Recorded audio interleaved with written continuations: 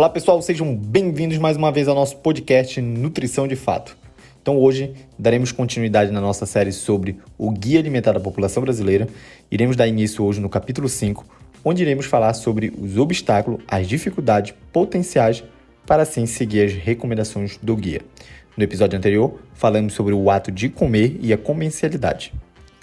Caso não tenha acompanhado, é só voltar um episódio anterior que você ficará por dentro do assunto.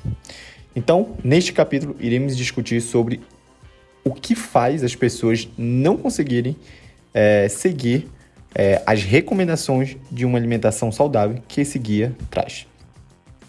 Então, este capítulo aborda obstáculos potenciais para a adoção das recomendações sobre a escolha de alimentos, que discutimos no capítulo 2, sobre as combinações dos alimentos, que discutimos no capítulo 3, e sobre o ato de comer e a comensalidade, que foi o capítulo anterior.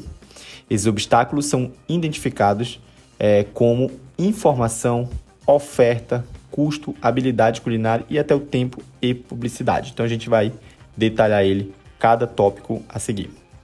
Então, a superação de obstáculo poderá ser mais fácil ou mais difícil a depender da natureza do obstáculo ou dos recursos com que a pessoa contam para superá-la e do ambiente onde vive.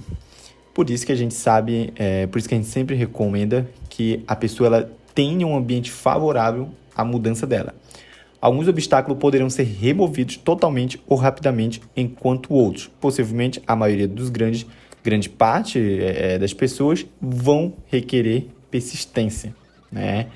Então, muita gente quer mudar, mas não quer fazer por onde, né? Que é o que a gente vai estar debatendo agora. Então, logo a seguir, veremos quais obstáculos que devemos vencer para assim termos uma boa alimentação e, consequentemente, saúde. Em alguns casos, em algumas vezes, a remoção dos obstáculos demandará, sobretudo, que as pessoas reflitam sobre a importância que a alimentação tem o poder de ter sobre suas vidas, né? Então, a gente sabe que ter uma boa alimentação traz uma energia, uma disposição, né? Mexe com a libido, mexe com a autoestima, né? Com a saúde, enfim. Então, a gente tem que refletir por essa parte.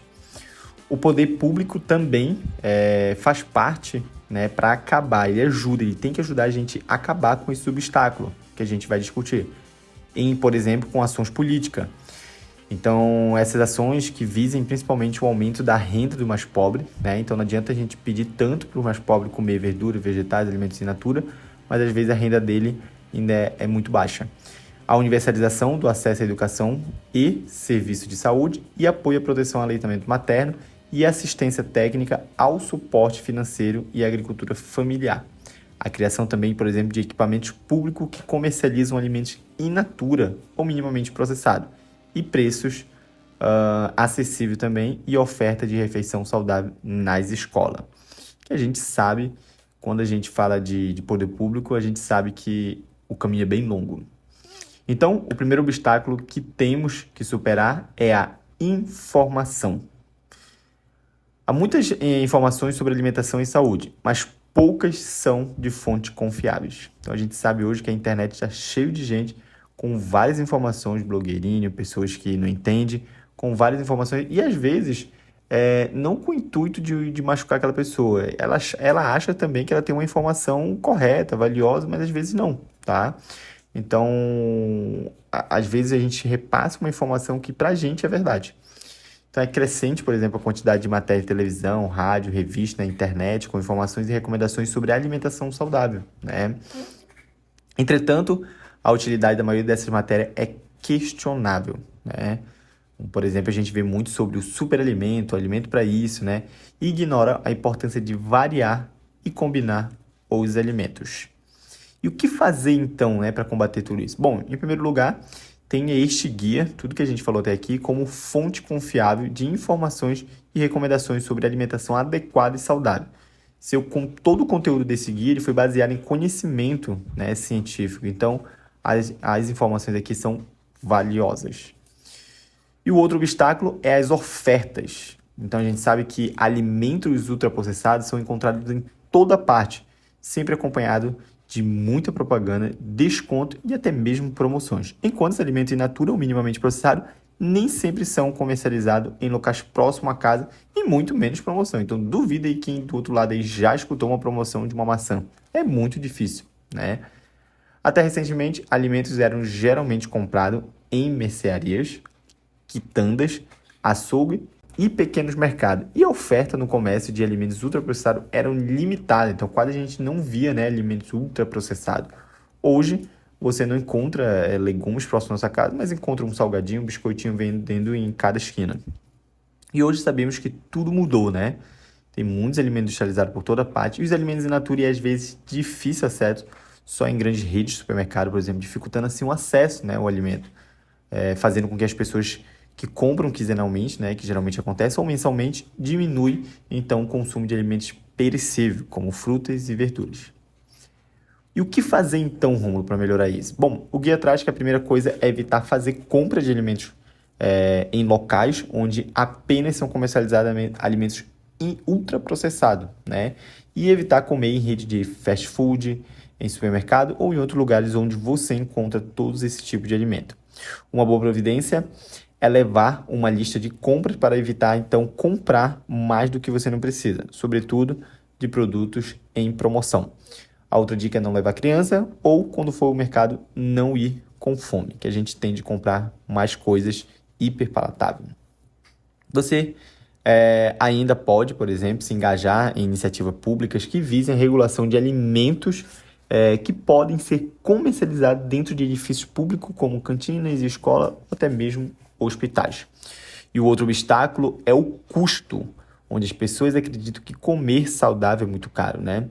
Então, hoje, na minha prática clínica, eu vejo que ter uma alimentação mais saudável possível, às vezes não sai caro. Por exemplo, um refrigerante aqui em alguns interiores é R$ 12.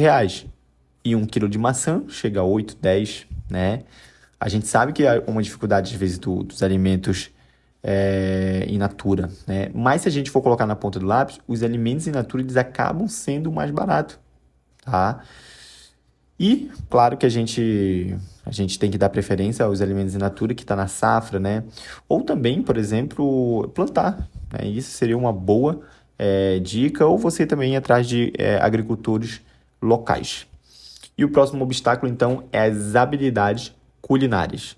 Então, a gente sabe que existe um enfraquecimento aí, né, na transmissão de habilidades culinárias. Então, antigamente se passava em geração em geração, e hoje isso não está mais presente, né? Então, hoje, com essa atitude, a gente favorece a gente ter o consumo maior de alimentos ultraprocessados. No Brasil e em muitos outros países, o processo de transmissão de habilidade culinária entre gerações vem perdendo a força. E as pessoas mais jovens possuem cada vez menos confiança e autonomia para preparar os alimentos. E isso não é mentira. E o guia traz que esse problema de habilidade culinária é o maior obstáculo a ser vencido, pois as indústrias hoje, né, oferecem alimentos de fácil preparo, com sabor e textura que às vezes é agradáveis, né? E o que fazer então para a gente vencer isso? Bom, se você tem habilidade culinária, procure desenvolvê-las, né, aprimorar e compartilhar com as pessoas, né, que você convive, principalmente com crianças, jovens, sem distinção de gênero, né? Achar que fazer comida é só para mulher. Não. Ou a gente sabe que a internet, principalmente o YouTube, todo mundo provavelmente conhece, você encontra até como fazer um porco assado com uma maçã na boca. Vai desde prato simples até os sofisticados. Então, o YouTube tem a sua vantagem, sim. O próximo obstáculo a ser vencido para a gente ter uma boa alimentação é o tempo. Então, a gente sabe que para algumas pessoas, as recomendações desse guia podem implicar a dedicação de mais tempo à alimentação. E hoje, a gente sabe que quando a gente fala tempo, tempo é ouro. Hoje a gente tem menos tempo e mais dinheiro. Bom, e se você quer aprimorar suas habilidades culinárias, eu acho que é um ponto importante se você melhora, ou melhor dizendo, se você melhora suas habilidades culinárias, você às vezes consegue executar um preparo de um prato muito rápido, né? Então acredito que é o primeiro passo para aprender a cozinhar, né? E sendo assim você consegue economizar até tempo. Por exemplo, se for me colocar para me fazer uma lasanha, eu vou demorar um tempo danado. Ir atrás, fazer tudo direitinho, mas pessoas que fazem isso com frequência, faz muito rápido. Então, acho que o primeiro passo para a gente economizar tempo é aprender a cozinhar. A mensagem deste guia é: encare o ato de comer como um momento privilegiado de prazer. não como um fardo. E também reavalie como você está usando o seu tempo e considere quais outras atividades poderiam ceder espaço para a sua alimentação. Então, às vezes, a gente tem tempo para tudo, né? Tempo, às vezes, para ficar mexendo no celular, tempo para fazer coisas que não agregam valor, e às vezes a gente não tem tempo de fazer uma comida mais, in natura, mais saudável possível. E o próximo obstáculo a ser vencido seria a publicidade, que é um grande problema.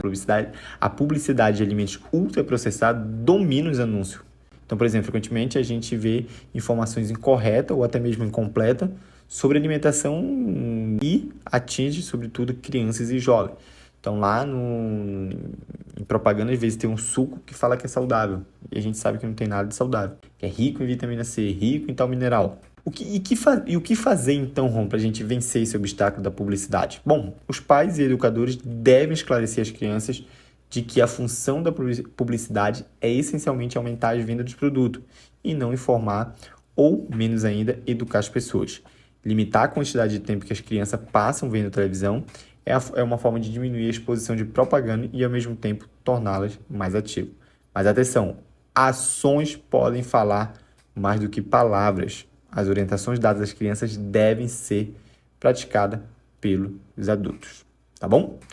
Eu sei que é difícil a gente, na prática, seguir 100% essas recomendações, mas tenta fazer devagarzinho, Começa devagar, que a gente, com o tempo, a gente consegue aprimorar e conseguir praticar com mais frequência. Tudo bem? Então, no próximo episódio, iremos falar sobre os 10 passos para uma alimentação adequada e saudável. Então, é isso. E assim, então, terminamos mais um episódio da série sobre o Guia Alimentar da População Brasileira. Espero que você tenha compreendido sobre o assunto. Por fim, gostaria de agradecer a você que nos acompanhou até o final. Meu muito obrigado e até a próxima.